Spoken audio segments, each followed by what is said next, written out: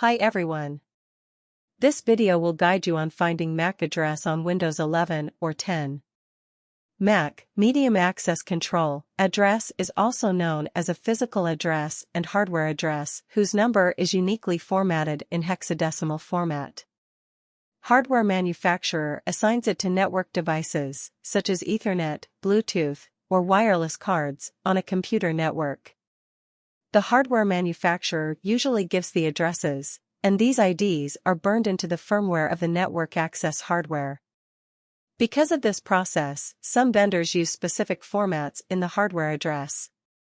The MAC address is a 12-digit hexadecimal number embedded into the device's network interface card by manufacturers. Two devices can't have the same physical address. There are 48-bit long and made up of 12 characters, 6 pairs, which are separated by colons or hyphens, example, 01:1C, C9:8C, 01:87 or 011CC98C0187.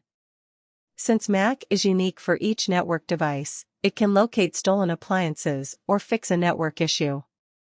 How do I find MAC address on Windows 11 or 10? Finding MAC address is quite easy. First, press Windows + R key from the keyboard to open the Run dialog box.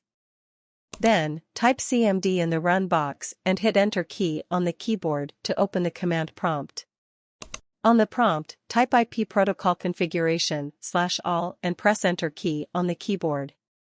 Once done, scroll down and see the physical address, MAC, of your network devices that are connected to your PC. Apart from the MAC address, here you will find a lot of information, including IP address, gateway, and so on. If you don't require that much information, you can only view the MAC address. For that, you can use the getMAC command.